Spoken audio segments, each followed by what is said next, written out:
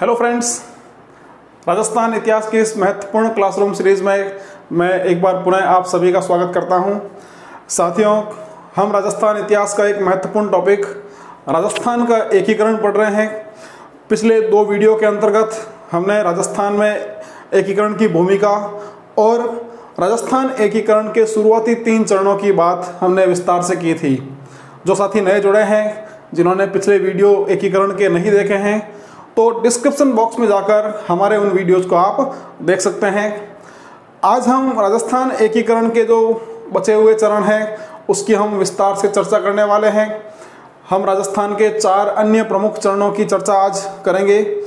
साथियों, राजस्थान एकीकरण के 3 चरण जब हुए थे तो प्रथम चरण के अंतर्गत राजस्थान की 19 में से 4 रियासतों का एकीकरण हुआ था, जो मत्स्य संघ के रूप में था। उसके बाद 9 रियासतों के साथ राजस्थान एकीकरण का दूसरा चरण पूर्वी राजस्थान संघ संपूर्ण हुआ था और पूर्वी राजस्थान संघ में उदयपुर रियासत के मिलने के बाद संयुक्त राजस्थान संघ का निर्माण हुआ था तीसरे चरण के अंतर्गत। तो यहाँ तक राजस्थान की 15 जो रियासतें हैं, 14 रियासतें, उनका एकीकरण हो चुका था। अब यहाँ राजस्थान की 5 रियासतें जो अब तक स्वतंत्र थी, जिसमें सिरोही, जयपुर, बीकानेर, जोधपुर और जैसलमेर। तो इन 5 रियासतों को हम आगे आने वाले चरणों के अंतर्गत कैसे इनका एकीकरण होता है उसके बारे में हम चर्चा करेंगे। अभी हम शुरुआत करेंगे राजस्थान एकीकरण के चौथे और एक और महत्वपूर्ण चरण की, जिसका नाम रहता है वृहद राजस्थान। तो आज हम चर्चा शुरू करने वाले हैं राजस्थान एकीकरण के चौथे चरण की, जो रहता है वृहद राजस्थान। तो जैसा कि मैंने अभी कहा आपसे कि राजस्थान एकीकरण के 3 चरण पूर्ण होने के पश्चात राजस्थान की 14 रियासतों का एकीकरण इससे पहले हो चुका था। 5 रियासतें अभी बची हुई थी। अब इन 5 रियासतों में से मई 1948 में, ध्यान देना, मई 1948 में जो सिरोही रियासत थी, यह सिरोही रियासत जो है मुंबई प्रांत में मिल जाती है। सिरोही रियासत जो है वो मुंबई प्रांत में मिल जाती है। तो सिरोही रियासत के मुंबई प्रांत में मिलने के पश्चात अब हमारे यहाँ पर 4 रियासतें जो है स्वतंत्र रूप से बची थी। कौन कौन सी?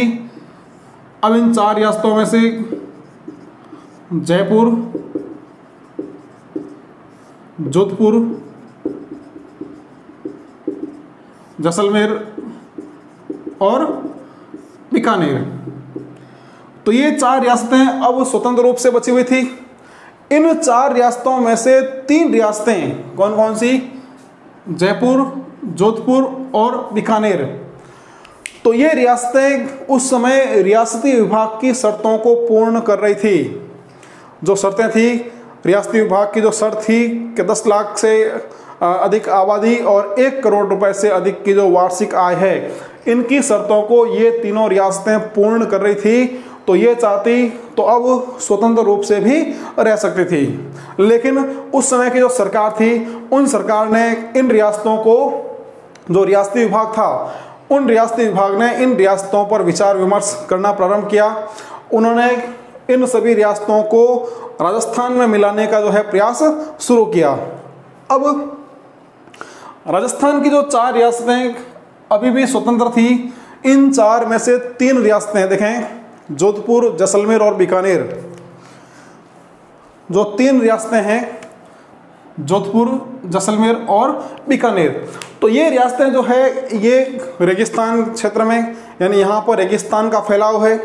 यहाँ की जो मिट्टी है वह मिट्टी बिल्कुल अनुपजाऊ मिट्टी है और यहाँ पर संचार के साधनों की कमी है, साथ ही साथ यहाँ पर यातायात के साधनों की भी कमी थी।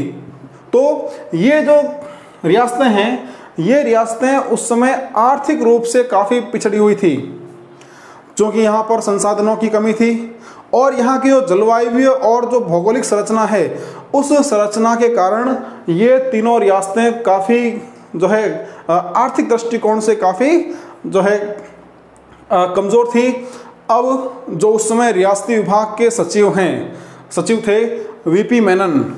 तो वीपी मेनन ने एक प्लान बनाया था। उन्होंने एक जो है इन रियासतों को काठियावाड़ प्रदेश में मिलाकर, काठियावाड़ जो वर्तमान में गुजरात का हिस्सा है, तो उस समय इन तीनों रियासतों को काठियावाड़ में मिलाकर इनको एक केंद्र शासित प्रदेश बनाने का प्लान किया था।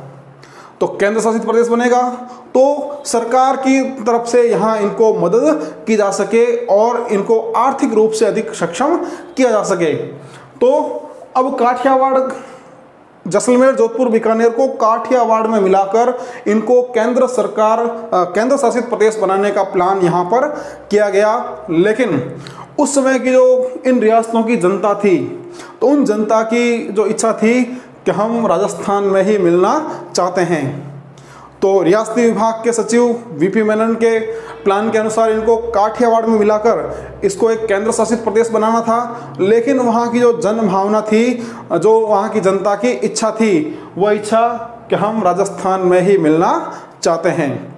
अब उस समय के एक और प्रसिद्ध नेता थे समाजवादी दल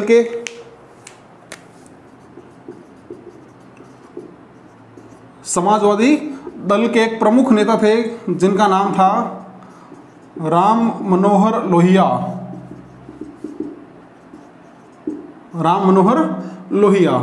तो राम मनोहर लोहिया ने उस समय राजस्थान आंदोलन समिति का गठन किया। ध्यान देना, राम मनोहर लोहिया ने राजस्थान आंदोलन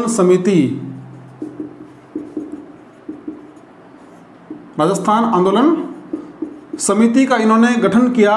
और ये जैसलमेर, जोधपुर, बीकानेर और जो जयपुर रियासतें हैं, इनके साथ साथ मत्स्य संघ को भी, इनका जो प्लान था कि हम इन चारों रियासतों के साथ साथ मत्स्य संघ को भी संयुक्त राजस्थान में मिलाने की इन्होंने मांग की थी। तो राम मनोहर लोहिया जो है राजस्थान आंदोलन समिति का गठन करते हैं और गठन करने के बाद इनकी जो प्रमुख मांग रहती है कि इन चारों रियासतों के साथ साथ जो मत्स्य संघ बना था पहले चरण के अंतर्गत, उन सभी को मिलाकर संयुक्त राजस्थान संघ, इन सभी को संयुक्त राजस्थान संघ में मिला दिया जाए।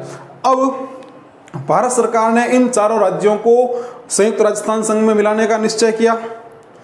मैंने कहा कि यहाँ पर इनकी भी मांग थी कि इन चारों राज्यों के साथ साथ मत्स्य संघ को भी संयुक्त राजस्थान संघ में मिला दिया जाए। अब भारत सरकार जो थी उसने इन चारों रियासतों को राजस्थान में मिलाने का जो है वो निश्चय किया था। संयुक्त राजस्थान संघ जो उस समय बना था तीसरे चरण के अंतर्गत, उसमें मिलाने का निश्चय किया था।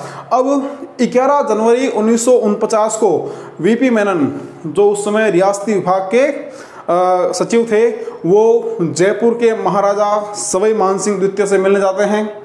उस समय जयपुर के जो है दीवान थे वीटी कृष्णामाचारी।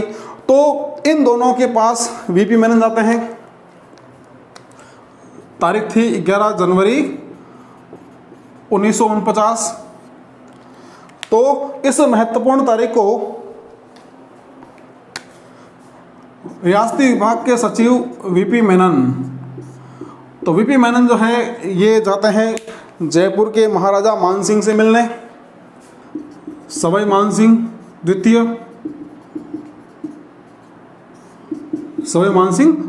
जो जयपुर के महाराजा थे, और यहाँ पर जयपुर के दीवान थे वीटी कृष्णामाचारी। तो वीपी मेनन इन दोनों के पास पहुंचते हैं और इन दोनों को संयुक्त राजस्थान में मिलने का प्रस्ताव देते हैं।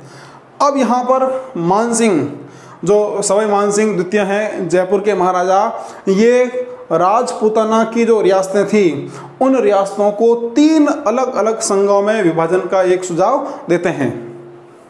तो सवाई मानसिंह जो है यहाँ पर वीपी मेनन ने इनको जो है संयुक्त राजस्थान संघ में मिलने का प्रस्ताव दिया, लेकिन यहाँ पर सवाई मानसिंह जो है ये राजपूताना की रियासतों को 3 संघों में बांटने का जो है वो सुझाव देते हैं। अब मानसिंह के जो सुझाव थे,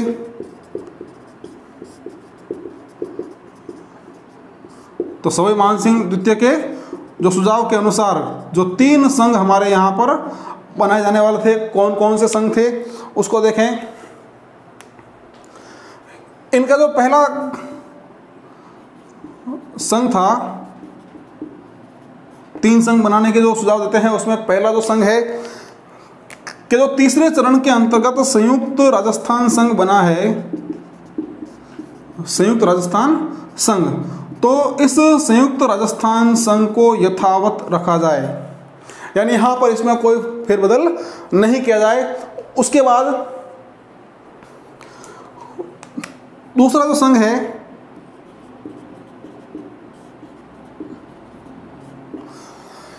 तो इस संघ के अंतर्गत पूर्वी राजस्थान की 3 जो रियासतें थी, कौन कौन सी, जयपुर, अलवर और करौली, जयपुर, अलवर और करौली, तो इन तीनों रियासतों को मिलाकर एक दूसरे संघ का निर्माण किया जाए। और उसके बाद जो तीसरा संघ यहां पर था,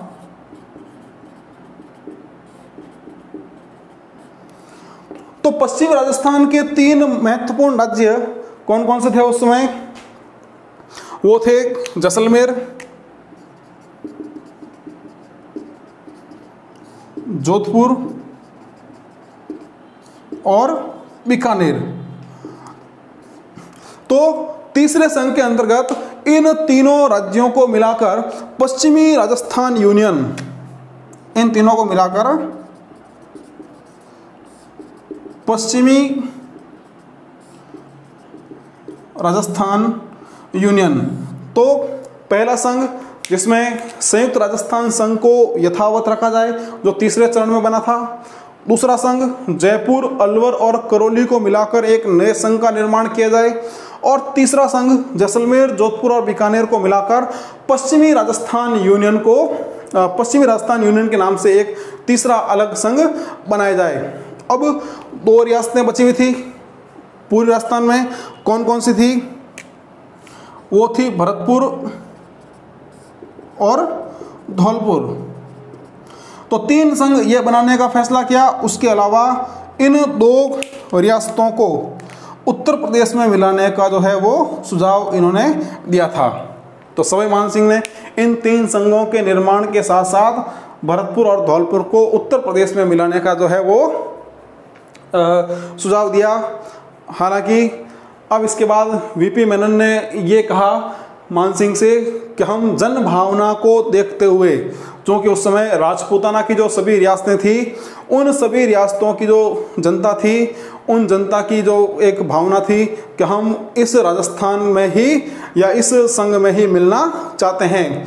तो अब वीपी मेनन जो है मान सिंह को कहते हैं कि हम जन भावना को देखते हुए इन सभी रियासतों को, राजपूताना की सभी रियासतों को एक संघ में मिलाने के अलावा हमारे पास अब कोई चारा नहीं है, हम इन सबको मिलाकर एक संघ का ही निर्माण करेंगे। अब यहाँ पर मान सिंह को काफ़ी समझाया जाता है और आखिरकार इस समझाइश के बाद मान सिंह जो है अपनी 2 शर्तों के साथ मान जाते हैं। वो फिर से 2 शर्तें रखते हैं कि यदि हम एक संघ का निर्माण करेंगे तो शर्तें रहेगी। कौन कौन सी शर्तें रहेगी? तब मान सिंह की जो है पुनः 2 शर्तें आती है।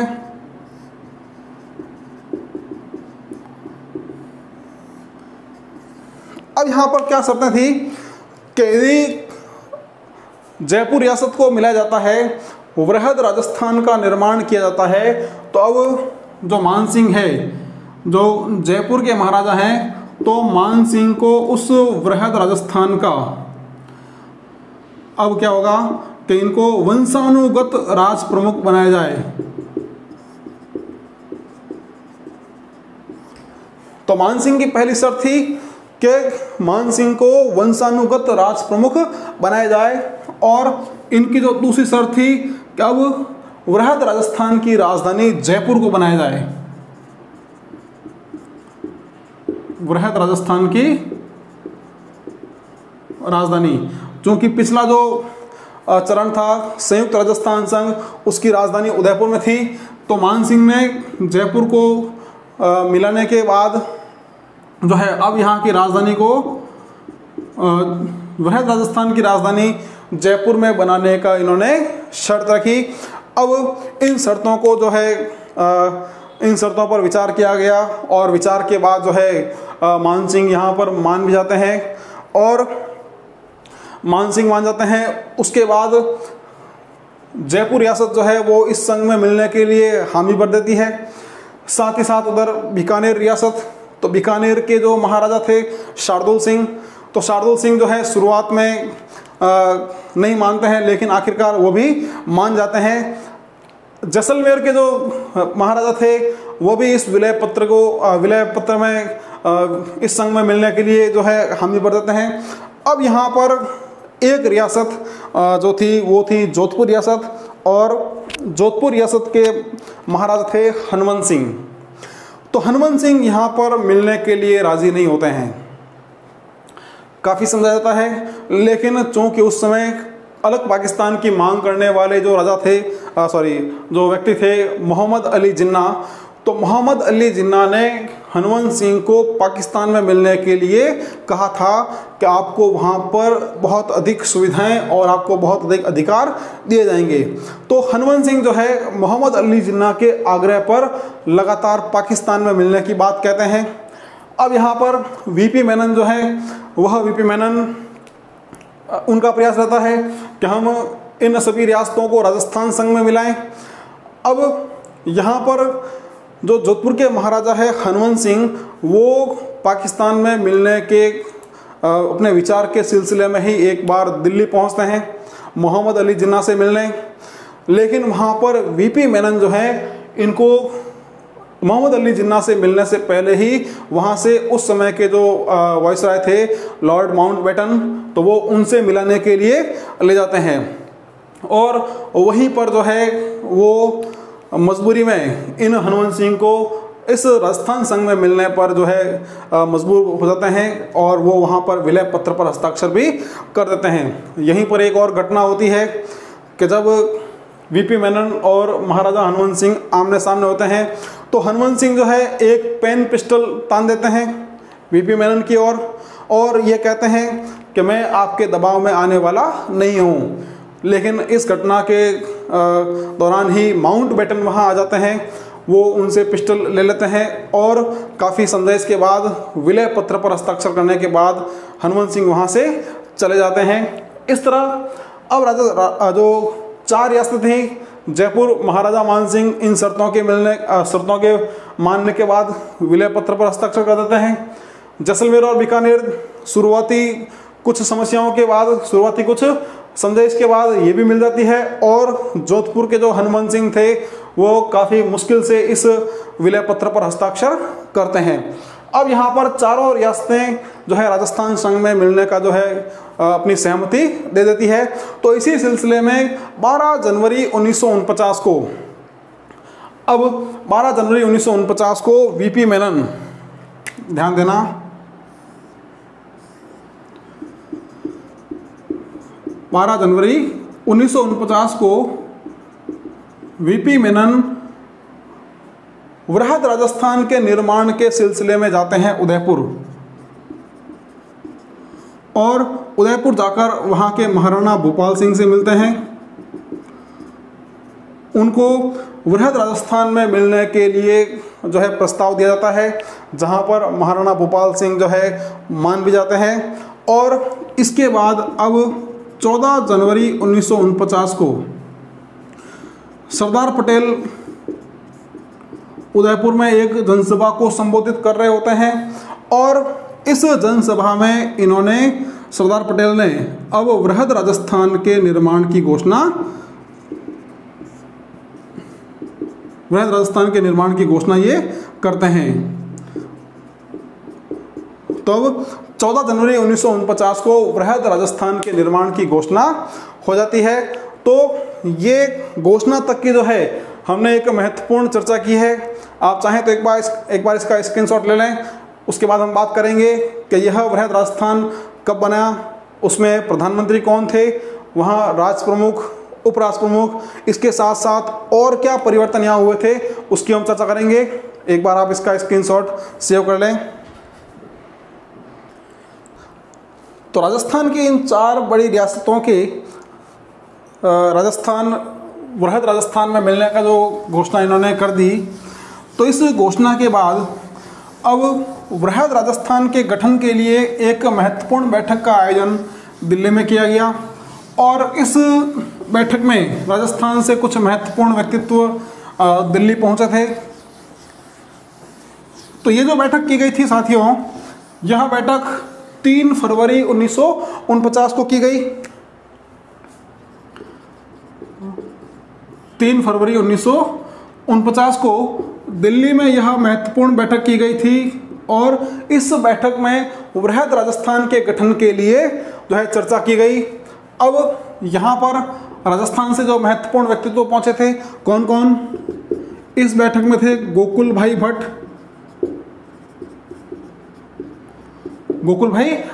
इसके साथ साथ माणिक्यलाल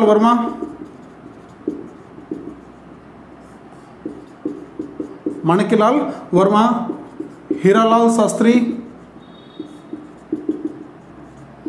और जय नारायण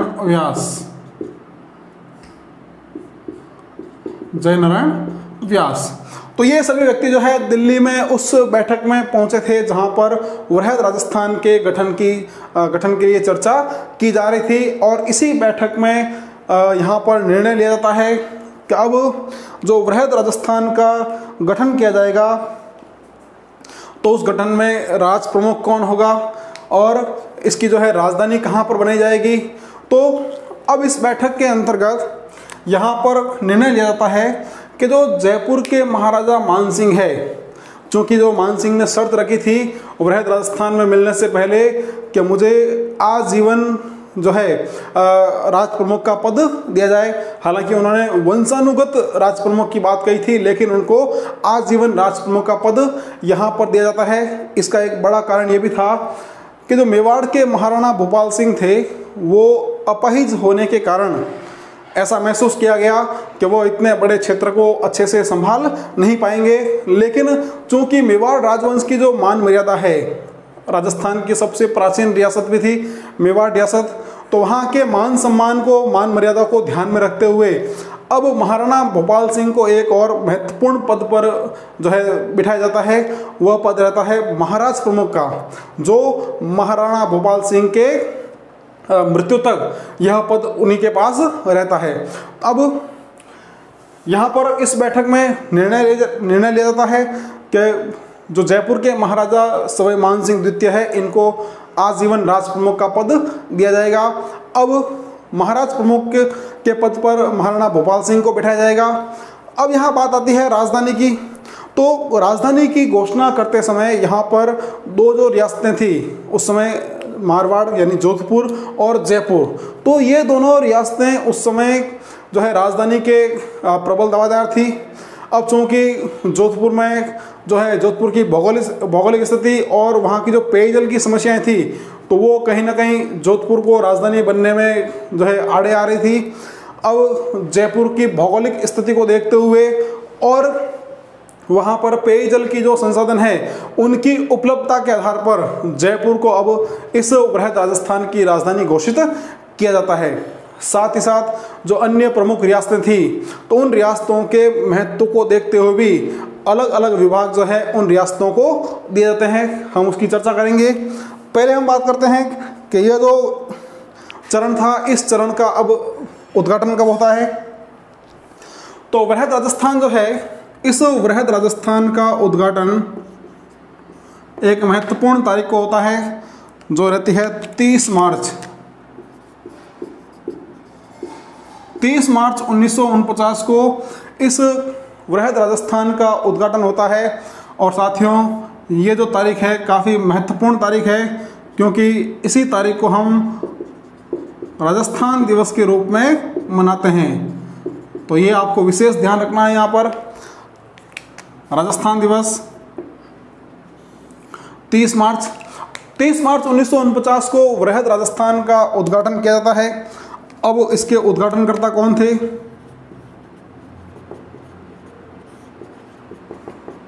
तो उस समय इस वृहद राजस्थान का उद्घाटन किया था सरदार वल्लभ भाई पटेल ने। सरदार वल्लभ भाई पटेल के द्वारा इसका उद्घाटन होता है। कहाँ पर होता है? तो ये होता है जयपुर में। तो जयपुर में इसका उद्घाटन होता है। अब इस चरण के अंतर्गत जो पद बनाया जाता है राष्ट्र प्रमुख का, तो राष्ट्र प्रमुख के पद पर यहाँ पर सवाई मानसिंह द्वितीय को बैठाया जाता है। सवाई मानसिंह द्वितीय को यहाँ पर राष्ट्र प्रमुख बनाया जाता है। उसके बाद अगला जो पद आता है महाराष्ट्र प्रमुख। तो महाराष्ट्र प्रमुख के पद पर मेवाड़ के महाराणा भूपाल सिंह को बिठाया जाता है। और एक पद और यहाँ पर रहता है, वह रहता है उप राष्ट्र प्रमुख। और इस उप राष्ट्र प्रमुख के पद पर कोटा के महाराव भीम सिंह को यहाँ पर बिठाया जाता है। तो ये राष्ट्र प्रमुख, महाराष्ट्र प्रमुख और उप राष्ट्र प्रमुख। अब इसके बाद एक और महत्वपूर्ण पद यहाँ रहता है, वह रहता है प्रधानमंत्री का।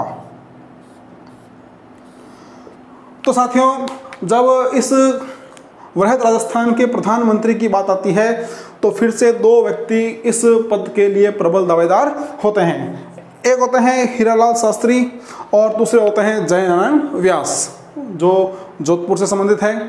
तो जय नारायण व्यास और हीरालाल शास्त्री इस वृहद राजस्थान के प्रधानमंत्री पद के प्रबल दावेदार उस समय होते हैं। लेकिन उस समय जो प्रदेश कांग्रेस कमेटी थी, उसके अध्यक्ष गोकुल भाई भट्ट, तो गोकुल भाई भट्ट जो है वह सभी को आश्वस्त करते हुए कहते हैं कि यहाँ पर प्रधानमंत्री के रूप में हीरालाल शास्त्री के अलावा और कोई बेहतर विकल्प नहीं हो सकता। वो इस संपूर्ण राजस्थान के शासन को चलाने में जो है अपनी महत्वपूर्ण भूमिका अदा कर सकते हैं। तो गोकुल भाई भट्ट के कहने पर अब यहाँ पर प्रधानमंत्री का जो पद है, यह पद दिया जाता है हीरालाल शास्त्री को। हीरालाल शास्त्री को। तो वृहद राजस्थान के प्रधानमंत्री यहाँ पर हीरालाल शास्त्री को बनाया जाता है। अब मैंने कहा था कि अन्य जो रियासतें थी, उन रियासतों के आर्थिक जो महत्व है, उसका रियासतों का जो महत्व है उसको बनाए रखने के लिए उनको भी अलग अलग विभाग दिए गए थे। तो हम बात करते हैं कि राजस्थान की अन्य रियासतों को कौन कौन से महत्वपूर्ण विभाग यहाँ पर दिए गए थे। तो सबसे पहले हम बात करते हैं जोधपुर की। तो जोधपुर रियासत को यहाँ पर दिया गया था राजस्थान उच्च न्यायालय।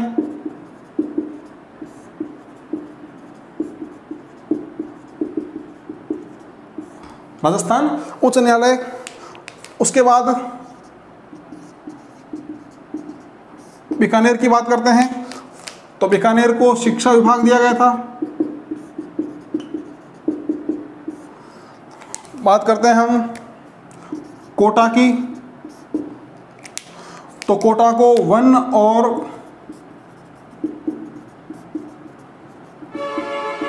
सहकारी विभाग। उसके बाद हम बात करते हैं भरतपुर की। तो भरतपुर को यहाँ पर कृषि विभाग।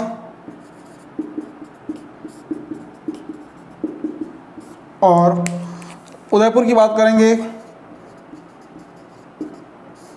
तो उदयपुर को यहाँ पर दिया गया था खनिज विभाग। तो इस तरह से राजस्थान की जो सभी रियासतें थी, उन रियासतों के महत्व को देखते हुए उनको अलग अलग जो है विभाग दिए गए थे। और 30 मार्च 1949 को राजस्थान के इस एक महत्वपूर्ण चरण का जो है उद्घाटन हो जाता है, जिसको हम वृहद राजस्थान के नाम से जानते हैं। और यही 30 मार्च हम राजस्थान दिवस के रूप में मनाते हैं। आप चाहें तो इसका स्क्रीनशॉट एक बार सेव कर लें, उसके बाद हम अगले चरण की ओर बढ़ेंगे।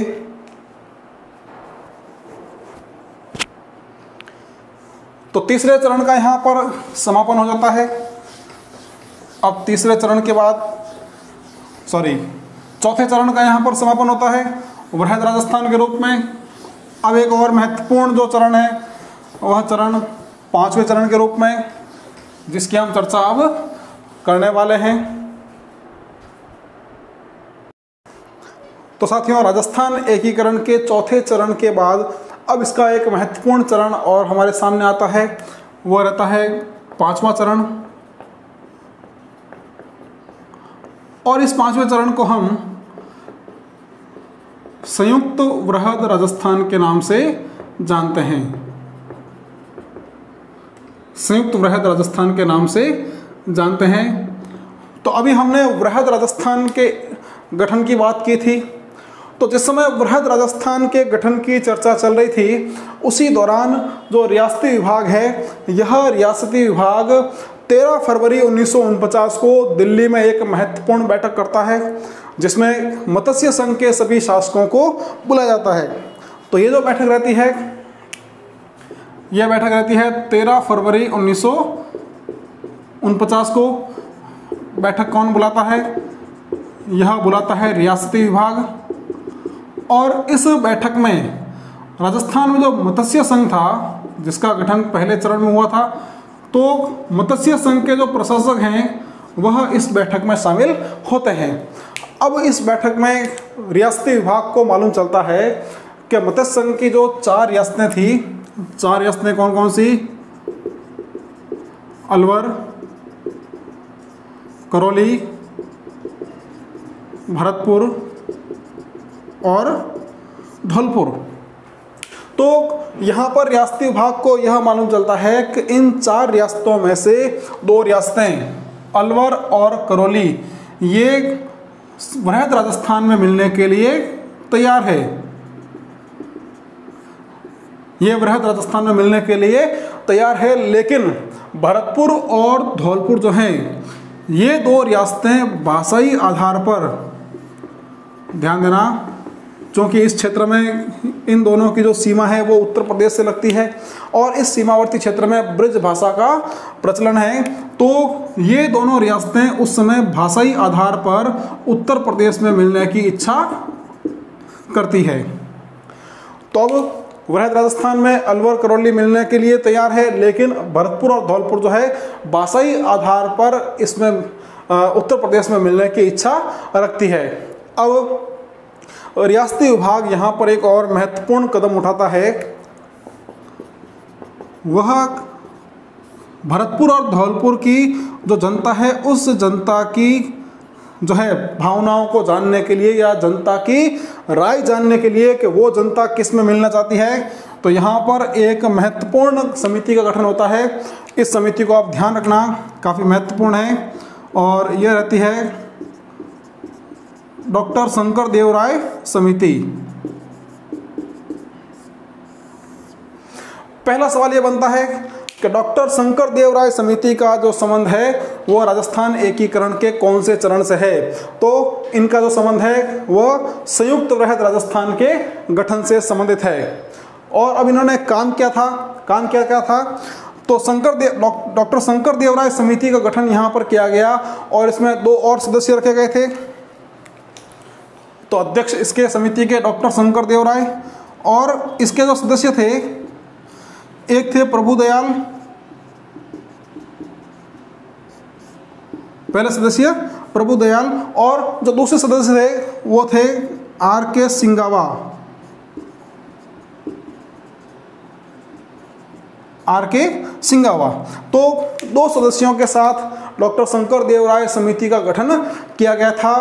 अब इस समिति के जो सदस्य हैं वह सदस्य भरतपुर और धौलपुर की जनता के बीच पहुंचते हैं और वहां जाकर वो वहां की जनता से उनकी राय लेते हैं, और राय लेने के पश्चात पुनः दिल्ली लौटकर ये इस बात की जो है रिपोर्ट कमेटी को सौंपते हैं कि वहाँ की जो अधिकांश जनता है वह जनता वृहद राजस्थान में मिलने के लिए तैयार है, यानी वहाँ की जनता वृहद राजस्थान में मिलना चाहती है। तो अब इस समिति की सिफारिश को रखा जाता है और सिफारिश के आधार पर 1 मई 1949 को, ध्यान देना, 1 मई 1949 को एक विज्ञप्ति जारी की जाती है। वह विज्ञप्ति कौन सी रहती है? यहाँ पर एक विज्ञप्ति जारी की जाती है और इस विज्ञप्ति में कहा जाता है कि मत्स्य संघ जो है इसको अब किस में मिलाया जाएगा, इसको मिलाया जाएगा वृहद राजस्थान में, और इन दोनों से मिलकर अब बनेगा संयुक्त वृहद राजस्थान, संयुक्त वृहद राजस्थान। तो 1 मई 1949 को यह विज्ञप्ति जारी की जाती है। इस विज्ञप्ति में अब यह घोषणा की जाती है कि मत्स्य संघ को वृहद राजस्थान में शामिल करके संयुक्त वृहद राजस्थान का निर्माण अब किया जाएगा। और उसके बाद जो सबसे महत्वपूर्ण तारीख आ जाती है वह आ जाती है 15 मई 1949, और इसी तारीख को अब राजस्थान एकीकरण के 5वें चरण यानी संयुक्त वृहद राजस्थान का गठन किया जाता है। संयुक्त वृहद राजस्थान का यहाँ पर उद्घाटन विधिवत रूप से हो जाता है। अब संयुक्त वृहद राजस्थान के गठन के बाद जो पदाधिकारी, ध्यान देना इस बात को, जो पदाधिकारी राजस्थान के चौथे चरण में थे, राजस्थान एकीकरण के चौथे चरण यानी वृहद राजस्थान में जो यहाँ के पदाधिकारी थे वह यहाँ पर यथावत बने रहते हैं। यानी यहाँ पर राज प्रमुख के पद पर मान सिंह द्वितीय रहते हैं। इस चरण में भी यहाँ पर महाराज प्रमुख जो है वो भोपाल सिंह रहते हैं। उपराज प्रमुख यहाँ पर महाराज भीम सिंह रहते हैं, और प्रधानमंत्री के रूप में हीरालाल शास्त्री यहाँ पर यथावत बने रहते हैं। और पिछले चरण के तरह ही इस चरण में भी जो 15 मई 1949 को संयुक्त वृहद राजस्थान का उद्घाटन किया जाता है, तो यह उद्घाटन भी सरदार पटेल के द्वारा किया जाता है। सरदार वल्लभ भाई पटेल के द्वारा यहाँ पर इसका भी उद्घाटन किया जाता है। तो जो यहाँ की कार्यकारिणी है, जो यहाँ के पदाधिकारी हैं, वो चौथे चरण के समान ही रहते हैं। आप उसको थोड़ा वीडियो को पीछे करके आप वहाँ से इनको नोट कर सकते हैं। तो यहाँ पर राजस्थान के एक और महत्वपूर्ण चरण की जो है समाप्ति होती है संयुक्त वृहद राजस्थान के रूप में, और यहाँ आपके सामने एक महत्वपूर्ण समिति आती है, वह रहती है डॉक्टर शंकर देव राय समिति। तो अब आपसे यहाँ पर सवाल पूछा जाएगा कि डॉक्टर शंकर देव राय समिति का गठन जो है या संबंध किस चरण से है। तो आपको ध्यान रखना है कि इसका संबंध संयुक्त वृहद राजस्थान से है। अब सवाल आपसे ये पूछ रहे कि मत्स्य संघ को वृहद राजस्थान में मिलाने के लिए कौन सी समिति का गठन किया गया। तो मत्स्य संघ को वृहद राजस्थान में मिलाने के लिए डॉक्टर शंकर देव राय समिति का गठन किया गया था। तो अब आप चाहें तो एक बार इसका भी स्क्रीनशॉट सेव कर लें, उसके बाद हम बात करेंगे अगले चरण की।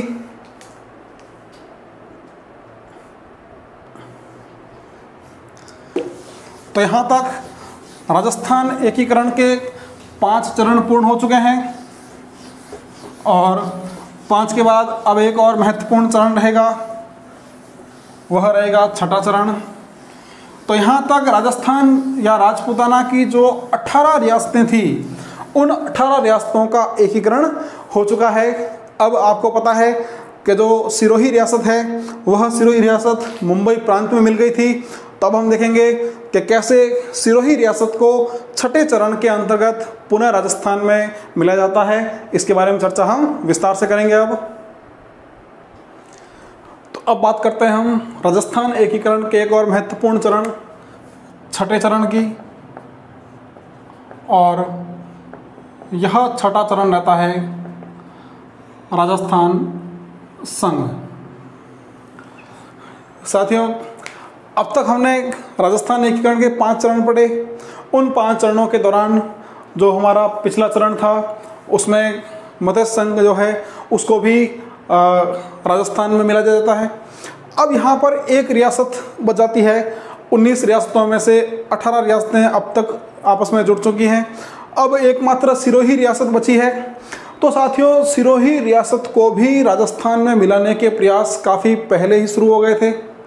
इसी संदर्भ में एक बार हीरालाल शास्त्री ने सरदार वल्लभ भाई पटेल को एक पत्र लिखा था, और उन्होंने जिस समय उदयपुर को जो है राजस्थान में मिलाया जा रहा था, संयुक्त राजस्थान का गठन जब किया जा रहा था, तब उन्होंने हीरालाल शास्त्री ने सरदार पटेल को एक पत्र लिखा था और उस पत्र में उन्होंने कहा था कि हमें इस बात की खुशी है कि उदयपुर को संयुक्त राजस्थान में विलय कर दिया जा रहा है। अब इससे जो है सिरोही को राजस्थान में मिलाने का जो है और भी अवश्यंभावी ये कदम हो गया है कि उदयपुर के मिलने के बाद अब सिरोही को भी राजस्थान में मिलाया जाए, क्योंकि हमारे लिए सिरोही का मतलब है गोकुल भाई भट्ट और बिना गोकुल भाई भट्ट के हम राजस्थान को नहीं चला सकते। तो कहीं ना कहीं हीरालाल शास्त्री ने वहाँ पर शुरुआत की थी कि हमें गोकुल भाई भट्ट सहित सिरोही को भी राजस्थान में मिला दिया जाए। अब जब जवाहरलाल नेहरू उदयपुर आए थे, जिस समय उन्होंने संयुक्त राजस्थान का उद्घाटन किया था, तब वहाँ पर काफ़ी कार्यकर्ताओं ने सिरोही की जो समस्या थी, इस समस्या से पंडित जवाहरलाल नेहरू को अवगत कराया था। तो वहाँ की जो जनता है उसमें थोड़ा रोष उत्पन्न हुआ था। उन्होंने जवाहरलाल नेहरू को इस समस्या से अवगत कराया कि हमें सिरोही भी राजस्थान में चाहिए। अब जब जवाहरलाल नेहरू यहाँ से वापस दिल्ली लौटते हैं, दिल्ली लौटकर उन्होंने सरदार पटेल को एक पत्र लिखा और पत्र लिखकर उन्होंने कहा कि जब मैं राजस्थान गया था, उदयपुर जब मैं गया था, तब वहाँ के जो कार्यकर्ता हैं उन कार्यकर्ताओं में सिरोही के विषय को लेकर काफ़ी रोष है। वो यह कहते हैं, वो चाहते हैं कि सिरोही जो पिछले कई वर्षों से राजस्थान का हिस्सा रहा है, तो अब इस सिरोही को राजस्थान में ही मिलाया जाए। हालांकि मैंने वहाँ कहा कि मुझे इस विषय में इतनी अधिक जानकारी नहीं है, इसलिए मैं अभी हाल फिलहाल इस बारे में कुछ नहीं कह सकता। पर मेरा ये मानना है कि जहाँ पर मतभेद होते हैं वहाँ पर हमको जनता की राय ही माननी चाहिए। अब ये पत्र पंडित जवाहरलाल नेहरू जो है सरदार पटेल को लिखते हैं। सरदार पटेल इस पत्र का जवाब देते हैं और फिर से वो जो है पंडित जवाहरलाल नेहरू को बोलते हैं कि मेरी इस विषय में जो है कई बार बात हुई है, वहाँ के कार्यकर्ताओं से बात हुई है और उन सभी बातों से यह निष्कर्ष निकलता है कि उन लोगों को सिरोही नहीं चाहिए, उन लोगों को केवल गोकुल भाई भट्ट चाहिए। तो हम बिना सिरोही को राजस्थान में दिए हुए भी यह कार्य कर सकते हैं कि वहाँ की जो जनता है उन जनता को केवल गोकुल भाई भट्ट चाहिए, उनको पूरा सिरोही नहीं चाहिए। क्योंकि जो पटेल हैं वो पटेल एक सरदार पटेल जिनका संबंध गुजरात से था और सरदार पटेल की पूर्ण इच्छा थी कि वह जो हमारा एक पर्यटक स्थल है महत्वपूर्ण माउंट आबू, तो वह उसको गुजरात में मिलाने का प्रयास कर रहे थे। हालांकि इसको पहले मुंबई प्रांत में मिला दिया गया था, जैसा कि हमने कुछ समय पहले बात की थी कि सिरोही को मुंबई प्रांत में मिलाया गया था। सरदार पटेल की पूर्ण इच्छा थी। अब भाषाई आधार पर जब महाराष्ट्र और गुजरात अलग हुए थे तो सरदार पटेल की पूर्ण इच्छा थी कि वह इस महत्वपूर्ण पर्यटक स्थल को गुजरात में मिलाए। तो सरदार पटेल जो एक काफ़ी चतुर व्यक्ति थे, राजनीतिज्ञ थे, तो 26 जनवरी 1950 को अब राजस्थान के एकीकरण का जो छठा चरण है राजस्थान संघ पूर्ण होता है। अब यहाँ पर क्या होता है उसको देखें। तो जो छठा चरण है राजस्थान संघ, इस संघ का उद्घाटन होता है 26 जनवरी 1950 को।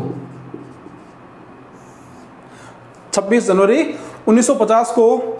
अब इस चरण के अंतर्गत ध्यान देना, अब यहां पर जो पहले बना था संयुक्त वृहद राजस्थान, संयुक्त वृहद राजस्थान जो 5वें चरण के अंतर्गत बना था, अब इस संयुक्त वृहद राजस्थान में सिरोही रियासत को शामिल कर दिया जाता है। लेकिन यहां पर आबू और देलवाड़ा जो है, जो महत्वपूर्ण पर्यटक स्थल है, तो आबू और देलवाड़ा को यहाँ पर इसमें नहीं मिलाया जाता है। इसका मतलब आबू देलवाड़ा क्षेत्र को छोड़कर सिरोही जो है वह अब संयुक्त वृहद राजस्थान में मिला दिया जाता है। अब यह जो सिरोही है, इस सिरोही में एक महत्वपूर्ण गांव भी था, वह गांव था हातल गांव, और यह हातल गांव जो है गोकुल भाई भट्ट की जन्मस्थली थी, ध्यान रखना। तो गोकुल भाई भट्ट की जो जन्मस्थली है हाथल गांव जो सिरोही में है, तो इस हाथल गांव सहित सिरोही को अब संयुक्त वृहद राजस्थान में मिला दिया जाता है। आबू देलवाड़ा क्षेत्र को यहाँ पर राजस्थान में या राजस्थान संघ में शामिल नहीं किया जाता है। ध्यान रखना इस बात को आप कि छठे चरण के अंतर्गत आबू देलवाड़ा को छोड़कर शेष जो सिरोही राज्य था, रियासत थी, जिसमें हाथल गांव भी शामिल था, इसको संयुक्त वृहद राजस्थान में शामिल कर दिया जाता है। अब यहाँ पर इस चरण का उद्घाटन भी सरदार वल्लभ भाई पटेल करते हैं।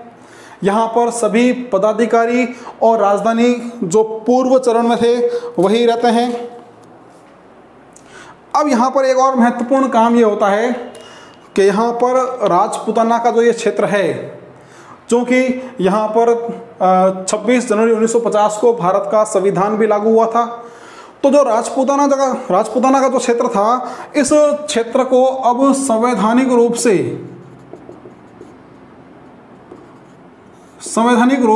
इस क्षेत्र को अब राजस्थान नाम दे दिया जाता है। महत्वपूर्ण चरण है ये, ध्यान रखना आप इस बात को कि यहाँ पे जो राजस्थान नाम आता है इस क्षेत्र के लिए, राजपूताना के इस क्षेत्र के लिए, तो इस क्षेत्र के लिए संवैधानिक रूप से राजस्थान नाम की घोषणा यहाँ होती है।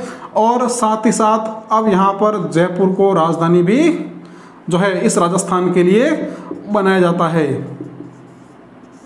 तो संवैधानिक रूप से अब राजस्थान नाम की घोषणा यहाँ होती है और जयपुर को इसकी राजधानी भी अब घोषित कर दिया जाता है इस राजस्थान के लिए। और इन दोनों की घोषणा के लिए अब एक और महत्वपूर्ण यहाँ पर समिति का गठन होता है, और वह समिति रहती है पी सत्यनारायण राव समिति। पी सत्यनारायण राव समिति, तो ये भी महत्वपूर्ण है। सवाल आपसे पूछा जाए कि राजस्थान जो राजपूताना के क्षेत्र को राजस्थान नाम किस समिति की अनुशंसा पर दिया गया, तो वह समिति थी पी सत्यनारायण राव समिति। जयपुर को राजधानी किस समिति की अनुशंसा पर घोषित किया गया था, तब भी पी सत्यनारायण राव समिति। इससे पहले एक और समिति आई थी डॉक्टर शंकर देव राय समिति। तो डॉक्टर शंकर देव राय समिति का जो संबंध है वह संबंध मत्स्य संघ को राजस्थान में मिलाने के लिए था, और यहाँ पर जो है पी सत्यनारायण राव समिति है, इसका संबंध राजस्थान नाम और जयपुर को राजधानी बनाने के संदर्भ में है। तो राजस्थान के एकीकरण में ये दो महत्वपूर्ण समितियां हैं, इसको आपको विशेष ध्यान रखना है। एक समिति डॉक्टर शंकर देव राय समिति मत्स्य संघ को राजस्थान में मिलाने के संबंध में, और पी सत्यनारायण राव समिति राजस्थान नाम और जयपुर को राजधानी बनाने के संदर्भ में है। अब साथियों यहाँ एक बात और आप ध्यान रखें विशेष, हम बात कर रहे हैं कि 26 जनवरी 1950 को भारत का संविधान लागू हुआ था। 26 जनवरी 1950 को भारत का संविधान लागू हुआ, तो संविधान लागू होने के साथ ही अब यहाँ पर भारत के लिए प्रधानमंत्री पद का सृजन किया गया। ध्यान रखना, अब तक जो राजस्थान की एकीकरण के चरण हम पढ़ रहे थे वहाँ पर प्रधानमंत्री शब्द का जिक्र आ रहा था, लेकिन अब भारत का संविधान लागू होने के बाद भारत के लिए प्रधानमंत्री पद का जो है वो सृजन किया गया। तो अब राजस्थान में जो राजस्थान संघ का गठन किया गया, जहाँ पर पहले प्रधानमंत्री पद हुआ करता था, अब इस प्रधानमंत्री के पद के स्थान पर अब नया पद हमको मिला था, वह पद मिला था मुख्यमंत्री का। और अब संविधान के लागू होने के बाद जो राजस्थान के प्रथम मुख्यमंत्री थे, जो प्रथम मनोनीत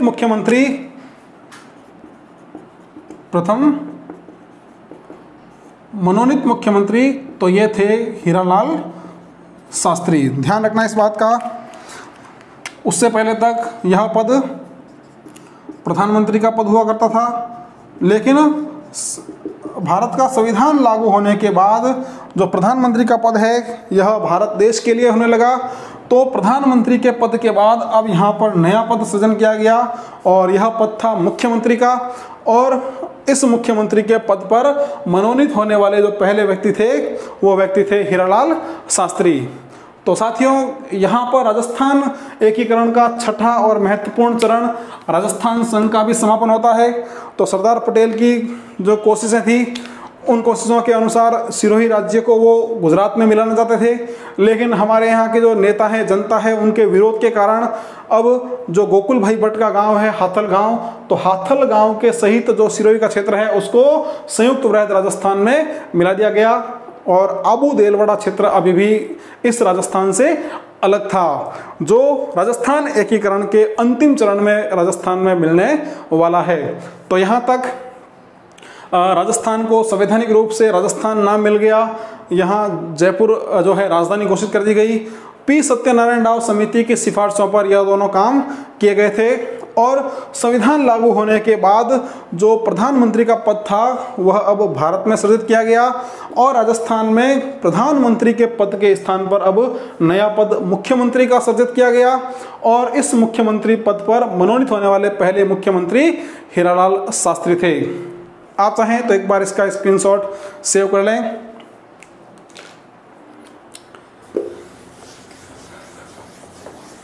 अब राजस्थान एकीकरण का सातवां और अंतिम चरण हम पढ़ने जाएंगे और इस चरण के अंतर्गत हम देखेंगे कि किस तरह से जो बचे हुए क्षेत्र हैं, अभी एक केंद्र शासित प्रदेश अजमेर मेरवाड़ा क्षेत्र बचा हुआ है और सिरोही का आबू देलवाड़ा क्षेत्र जो अभी गुजरात में है, उसको हम कैसे मिलाते हैं। तो साथियों, राजस्थान एकीकरण के छठे चरण के बाद अब जो इसका सातवां और अंतिम चरण रहता है, जहां पर हमें वर्तमान राजस्थान की प्राप्ति होती है, तो सातवें चरण के अंतर्गत छठे चरण में जब सिरोही के कुछ क्षेत्रों को छोड़कर सिरोही को जब राजस्थान में मिला जाता है, तो अब जो बचा हुआ क्षेत्र था आबू देलवाड़ा का, तो यहाँ पर अब और अधिक विरोध होने लगता है। वहाँ के जो नेता थे गोकुल भाई भट्ट, इनके नेतृत्व में वहाँ की जनता जो है उस क्षेत्र को, आबू देलवाड़ा क्षेत्र को राजस्थान में मिलाने के लिए संघर्ष करती है, यहाँ पर विरोध करती है। तब भारत सरकार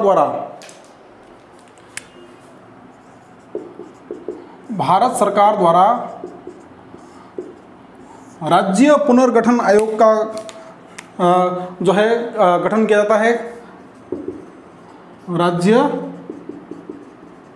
पुनर्गठन आयोग, और इस राज्य पुनर्गठन आयोग का जो अध्यक्ष है यह बनाया जाता है डॉक्टर फजल अली को।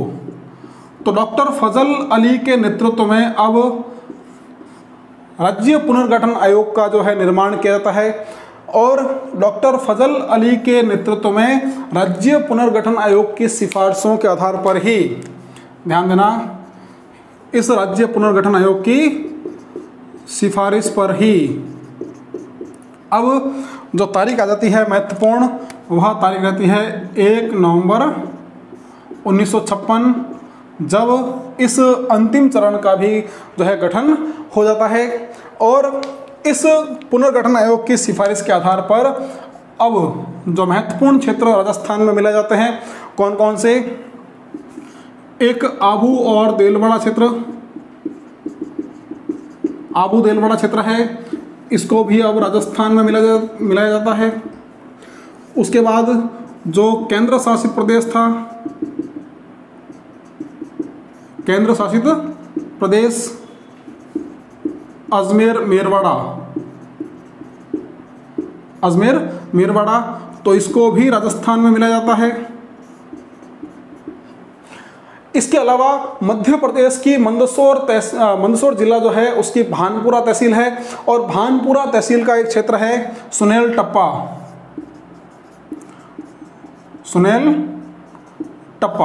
तो सुनेल टप्पा मध्य प्रदेश का जिला कौन सा?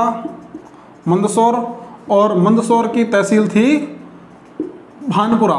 तो मध्य प्रदेश के मंदसौर जिले की भानपुरा तहसील का सुनेल टप्पा जो क्षेत्र है, यह सुनेल टप्पा क्षेत्र अब कोटा में मिला जाता है, राजस्थान में इसको शामिल किया जाता है। साथ ही साथ एक क्षेत्र और रहता है, वो रहता है सिरोंज। सिरोंज क्षेत्र, सिरोंज कहाँ का है? ये था उस समय झालावाड़ का, तो इसको अब मध्य प्रदेश में मिलाया जाता है। तो इस परिवर्तन के बाद अब राजस्थान एकीकरण का जो 7वां और अंतिम चरण है वह भी पूर्ण हो जाता है और हमको राजस्थान के जो वर्तमान स्थिति है वह स्थिति प्राप्त हो जाती है। तो यहाँ पर आबू देलवाड़ा क्षेत्र को राजस्थान में मिलाया जाता है, साथ ही जो अजमेर मेरवाड़ा केंद्र शासित प्रदेश था उसको भी राजस्थान में मिलाया जाता है, और मध्य प्रदेश की जो मंदसौर जिले की भानपुरा तहसील है उसका सुनेल टप्पा क्षेत्र अब कोटा में मिलाया जाता है, यानी इसको भी राजस्थान में शामिल किया जाता है। और झालावाड़ के जो सिरोंज उपखंड था उस सिरोंज उपखंड को मध्य प्रदेश में मिला दिया जाता है। तो इन सब के मिलने के पश्चात अब राजस्थान की वर्तमान जो स्थिति है यह स्थिति प्राप्त हो जाती है। अब यहाँ पर एक बात आपको और ध्यान रखनी है महत्वपूर्ण, कि यहाँ पर अब 7वां संविधान संशोधन होता है। 7वां संविधान संशोधन, और इस 7वें संविधान संशोधन के अंतर्गत राज्य पुनर्गठन अधिनियम 1956, ध्यान रखना, राज्य पुनर्गठन अधिनियम 1956 को पारित किया जाता है। और इस राज्य पुनर्गठन अधिनियम 1956 के तहत अब राजस्थान को, अब जो राजस्थान है वह राजस्थान ए श्रेणी का राज्य बन जाता है। तो साथियों, जिस समय आज़ादी प्राप्त हुई थी उस समय राजस्थान बी श्रेणी के राज्य में शामिल था। मैं आपको बता दूं कि आज़ादी के समय भारत जो है वह 3 तरह के राज्यों में बटा हुआ था। यहाँ पर 3 श्रेणियाँ थी राज्यों की। कौन कौन सी श्रेणियाँ थी? सबसे पहले थी ए श्रेणी। तो ए श्रेणी वह थी जहाँ पर सीधे सीधे यानी प्रत्यक्ष रूप से ब्रिटिश साम्राज्य का जो है नियंत्रण था। तो यहाँ पर प्रत्यक्ष रूप से ब्रिटिश साम्राज्य का नियंत्रण, ब्रिटिश साम्राज्य का नियंत्रण। तो वे राज्य ए श्रेणी के जहां पर ब्रिटिश साम्राज्य का नियंत्रण था वो ए श्रेणी में शामिल थे। अब यहां पर जैसे बंबई, कोलकाता, मद्रास, बिहार, तो ये सभी जो हैं ये ए श्रेणी के राज्य थे। और यहां पर जो प्रशासक थे उसको हम राज्यपाल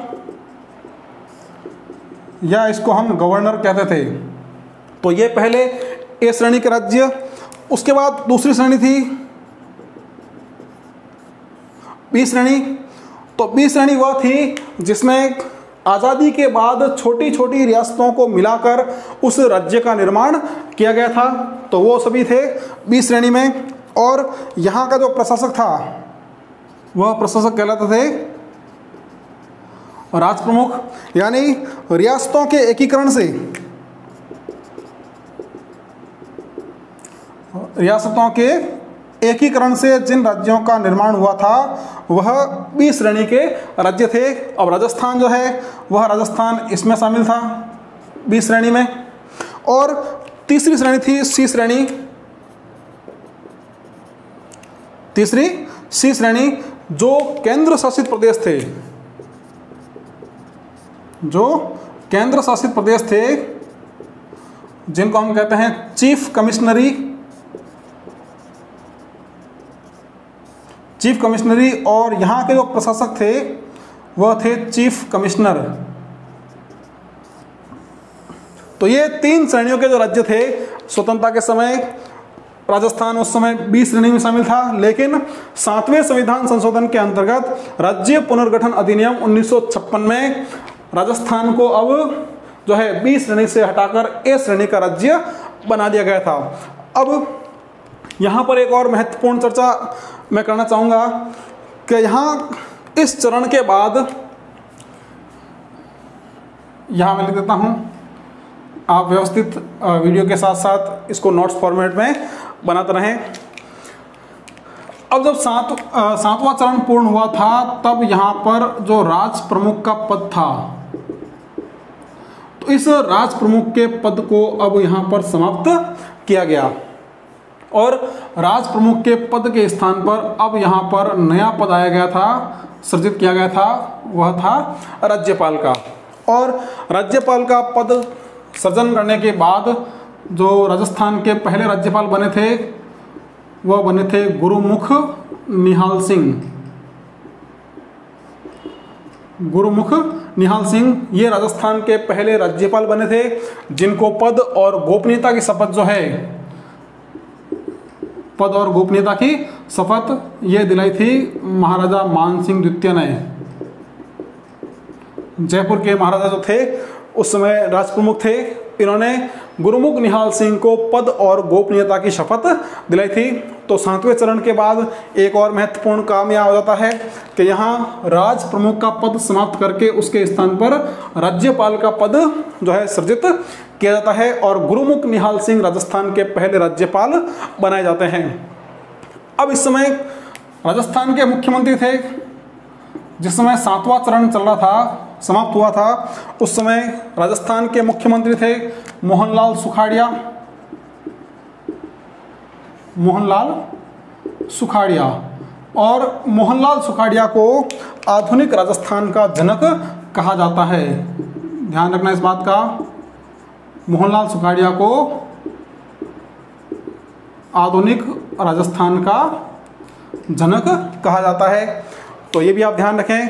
और साथ ही साथ अब इस चरण के समाप्ति के बाद अब यहाँ जो अजमेर शामिल हुआ था, अजमेर मेरवाड़ा केंद्र शासित प्रदेश जो राजस्थान में शामिल हुआ था, तो अब अजमेर को राजस्थान का 26वां जिला यहाँ पर बनाया जाता है। अजमेर को राजस्थान का 26वां जिला बनाया जाता है। तो ये सारी जो महत्वपूर्ण बातें हैं वो अपने 7वें चरण की है। 7वें चरण में हमने देखा कि राज्य पुनर्गठन आयोग डॉक्टर फजल अली की अध्यक्षता में जो गठित किया गया था, इनकी सिफारिशों के आधार पर काफ़ी क्षेत्रों को राजस्थान में मिलाया गया और वर्तमान राजस्थान की स्थापना यहाँ पर की गई। और 7वें संविधान संशोधन के अंतर्गत राज्य पुनर्गठन अधिनियम 1956 के बाद राजस्थान को बी श्रेणी से हटाकर ए श्रेणी का राज्य यहाँ बनाया गया। तीनों श्रेणियों के हमने जिक्र किया, कौन कौन सी श्रेणियाँ थी और उसका नियंत्रण किसके पास था। फिर जो राज प्रमुख का पद था, उस राज प्रमुख के पद को हटाकर उसकी जगह राज्यपाल का पद जो गठित किया गया था, सृजित किया गया था, और गुरुमुख निहाल सिंह राजस्थान के पहले राज्यपाल यहाँ पर बनाए गए थे।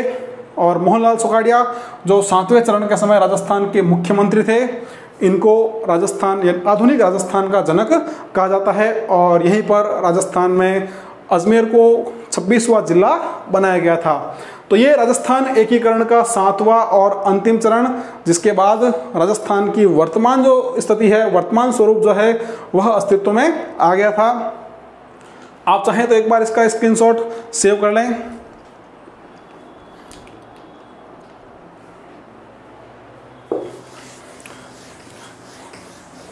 अब यहाँ तक हमने राजस्थान के 7 चरणों की बात की है। अब हम राजस्थान के मैप में एक बार इन 7 चरणों को पुनः देख लेते हैं कि 7 चरण जो हुए थे वो किन किन को मिलाकर हुए थे, जिससे आपका जो है एक बार पुनः रिवीजन हो जाएगा। तो साथियों, यहाँ पर हम राजस्थान के एकीकरण को राजस्थान के मैप में देख लेते हैं। राजस्थान एकीकरण एक नज़र में। तो जैसा कि हमने बात की थी कि जिस समय भारत स्वतंत्र हुआ था उस समय राजस्थान जो है, यह राजस्थान विभिन्न देशी रियासतों में बटा हुआ था। यहाँ पर ठिकाने थे और इन ठिकानों का, इन रियासतों का एकीकरण जो है वह 7 चरणों में संपन्न हुआ था। तो पहले हम देखते हैं कि यहाँ पर रियासतें कौन कौन सी थी। तो यहाँ पर जो रियासतें थी वह थी जयपुर, अलवर, भरतपुर, धौलपुर, करौली, बूंदी, कोटा, झालावाड़, शाहपुरा, टोंक,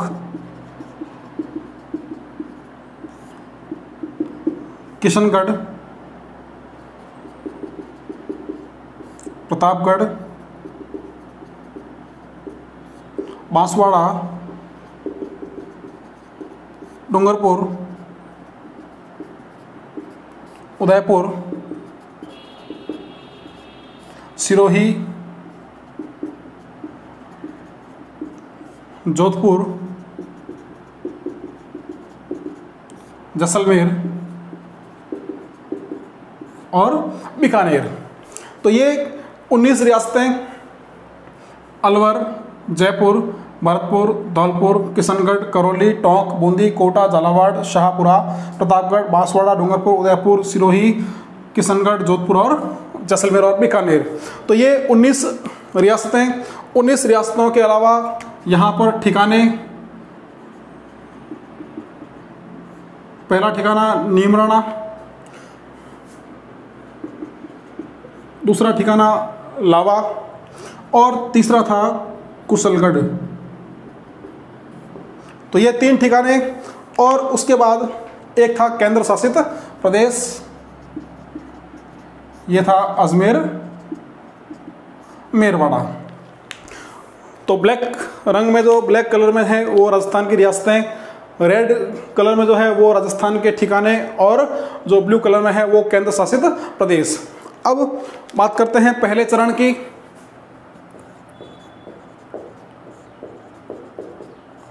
तो प्रथम चरण जिसको हमने कहा था मत्स्य संघ, यह हुआ था 18 मार्च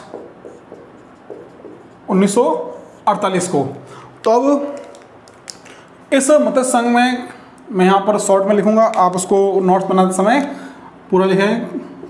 अलवर, भरतपुर, धौलपुर और करौली, और साथ ही साथ एक जो केंद्र शासित ठिकाना था नीमराना। यानी राजस्थान एकीकरण का जो पहला चरण था उस पहले चरण के अंतर्गत ये भाग शामिल हुआ था मत्स्य संघ। अब राजस्थान एकीकरण का दूसरा चरण जिसको हमने कहा था पूर्वी राजस्थान संघ। तो पूर्वी राजस्थान संघ जो है ये हुआ था 25 मार्च 1948 को। 25 मार्च 1948 को। तो यहाँ पर कुल 9 रियासतों और एक ठिकाने का जो है वो विलय हुआ था। कौन कौन से रियासतें थी? तो रियासतें यहाँ पर टोंक, बूंदी, कोटा, झालावाड़, शाहपुरा, प्रतापगढ़, बांसवाड़ा, डूंगरपुर और किशनगढ़, और साथ ही एक ठिकाना था वो था कुशलगढ़। यानी अब जो एकीकरण का दूसरा चरण है उस दूसरे चरण में इन सभी रियासतों का जो है विलय हुआ था। इनसे मिलकर पूर्वी राजस्थान संघ का गठन हुआ था। अब तीसरा चरण था और यह तीसरा चरण था संयुक्त राजस्थान। संयुक्त राजस्थान, इसका जो गठन है वो कब हुआ था? 18 अप्रैल 1948 को। 18 अप्रैल 1948 को। तो ये हो गया हमारा तीसरा चरण। तीसरा चरण संयुक्त राजस्थान। अब यहां पर आपको ध्यान रखना है कि जो इससे पहले पूर्वी राजस्थान संघ बना था, पूर्वी राजस्थान संघ, इसमें उदयपुर रियासत जो है वो शामिल हुई थी। पूर्वी राजस्थान संघ प्लस उदयपुर, यानी ये जो दूसरा चरण था, इस दूसरे चरण में अब उदयपुर को शामिल कर दिया गया। तो दूसरा और इसमें शामिल हो गया उदयपुर, तो ये मिलके बन गया अब तीसरा जो चरण वो पूर्वी राजस्थान संघ और उदयपुर के मिलने से बना था। अब इसके बाद चौथा चरण, यह बना था वृहद राजस्थान। तो इस वृहद राजस्थान के अंतर्गत, अच्छा ये जो महत्वपूर्ण तारीख आपको ध्यान रखनी है, 30 मार्च 1949। तो 30 मार्च 1949 को चौथा चरण पूर्ण हुआ था।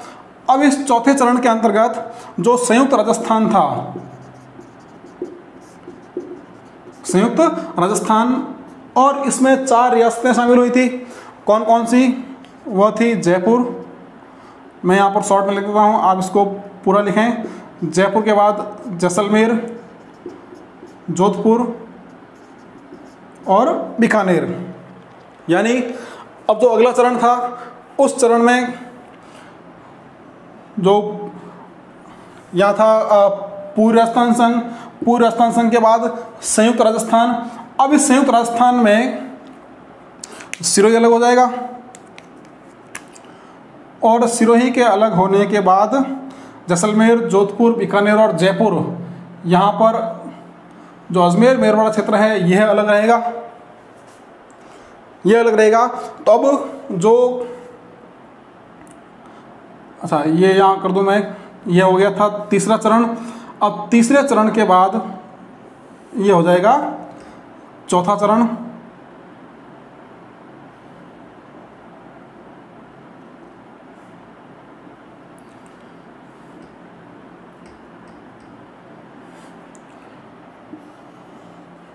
तो चौथे चरण में जो पहले से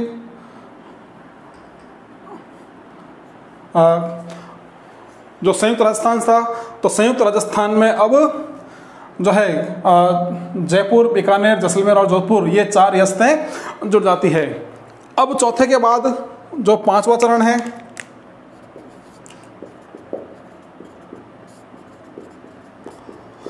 तो साथियों 5वां चरण जिसको हमने कहा था संयुक्त वृहद राजस्थान,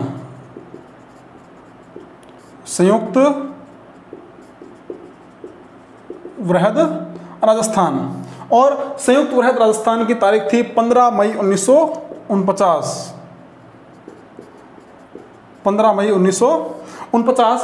तो इस 5वें चरण के अंतर्गत आप देखें, यहां जो वृहद राजस्थान था, तो वृहद राजस्थान में कौन मिल जाता है? अब यहां मिल जाता है मत्स्य संघ। यानी अब ये जो मत्स्य संघ है, यह मत्स्य संघ इस वृहद राजस्थान में मिल जाता है, और वृहद राजस्थान में मिलने के बाद अब इस संपूर्ण क्षेत्र का नाम हो जाता है संयुक्त वृहद राजस्थान। अब यहाँ पर सिरोही अलग है और अजमेर मेरवाड़ा अलग है। तो अब इसके बाद आता है छठा चरण, और छठे चरण का नाम रहता है राजस्थान संघ। राजस्थान संघ, तो राजस्थान संघ जो बनता है 26 जनवरी 1950 को। अब इस राजस्थान संघ में क्या शामिल होता है उसको देखें। तो जो संयुक्त वृहद राजस्थान था, संयुक्त वृहद राजस्थान, आप इसको पूरा लिखना। तो संयुक्त वृहद राजस्थान में अब क्या शामिल हो जाता है? सिरोही जो रियासत है वो शामिल होती है, और सिरोही रियासत में यहाँ पर आबू देलवाड़ा जो क्षेत्र है यह शामिल नहीं होता है। तो आबू देलवाड़ा को छोड़कर जो बाकी रियासत है, सिरोही रियासत, वो अब शामिल हो जाती है। तो हम यहाँ सिरोही को शामिल करते हैं। तो सिरोही शामिल हो गया, लेकिन सिरोही का जो क्षेत्र था यह था आबू देलवाड़ा, आबू और देलवाड़ा।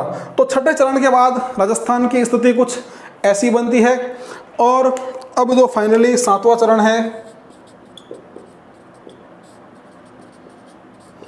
और 7वां चरण जो अब बन जाता है राजस्थान, जो गठित होता है 1 नवंबर 1956, आधुनिक राजस्थान।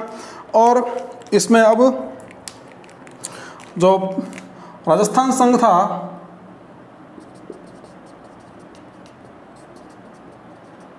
तो राजस्थान संघ में अब मिलता है यहाँ पर आबू देलवाड़ा, फिर यहाँ मिलता है अजमेर मेरवाड़ा, फिर यहाँ मिलता है सुनेल टप्पा। बात की थी हमने मध्य प्रदेश की जो भानपुरा तहसील थी मंदसौर जिले में, वहाँ से सुनेल टप्पा को हमने लिया था। और यहाँ से अलग होता है, वो होता है सिरोंज, और सिरोंज जो है वह मध्य प्रदेश को दिया जाता है।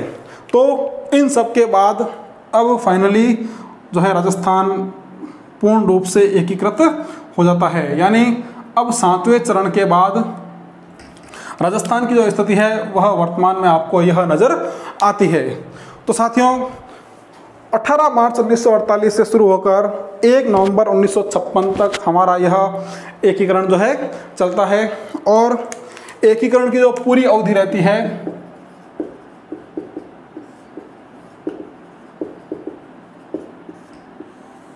तो यह अवधि कई बार एग्जाम में पूछी जाती है। आपको ध्यान रखना है कि यह अवधि रहती है 8 वर्ष 7 माह और 14 दिन।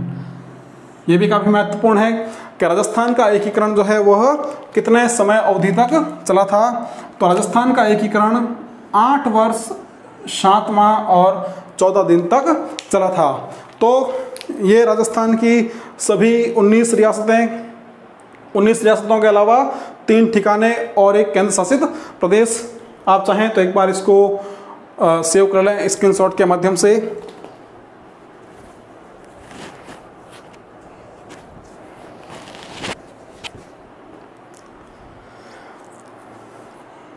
तो साथियों, यहाँ आकर हमने राजस्थान के एकीकरण को पूर्ण रूप से पढ़ लिया है। मैं पूरी उम्मीद करूँगा कि आपको यह टॉपिक पसंद आया होगा। आपको अगर ये टॉपिक पसंद आया है तो आप इसे अधिक से अधिक मित्रों तक अवश्य शेयर करें। अधिक से अधिक विद्यार्थियों को लाभ पहुंचाने के लिए आप उन तक इन वीडियो को पहुंचाएं। इसको अधिक से अधिक लाइक करें। इस चैनल को हमारे आप सब्सक्राइब करना बिल्कुल नहीं भूलें। तो राजस्थान इतिहास का एक महत्वपूर्ण टॉपिक कंप्लीट हो गया है। कुछ और टॉपिक के साथ हम आपसे फिर बहुत जल्दी मिलेंगे। साथ ही साथ हम राजस्थान और इंडियन ज्योग्राफी की जो क्लासरूम है उसको भी हम कंटिन्यू करेंगे। और बहुत जल्द हम जो विश्व भूगोल है उसको भी हम शुरू करने वाले हैं। और एक और महत्वपूर्ण घोषणा जो हम बहुत जल्द करने वाले हैं, एक नया प्लान जो हम लेकर आ रहे हैं, उसकी हम घोषणा आपसे बहुत जल्द करने वाले हैं। और बहुत जल्द हम जो है भूगोल की लाइव क्लास का भी प्लान कर रहे हैं। तो लाइव क्लास जब होगी उससे 1-2 दिन पहले आपको सूचना दे दी जाएगी। तो इन सभी क्लासरूम के शेड्यूल के साथ हम बहुत जल्द आपसे फिर मिलने वाले हैं। तब तक के लिए आपका बहुत बहुत धन्यवाद। Thank you.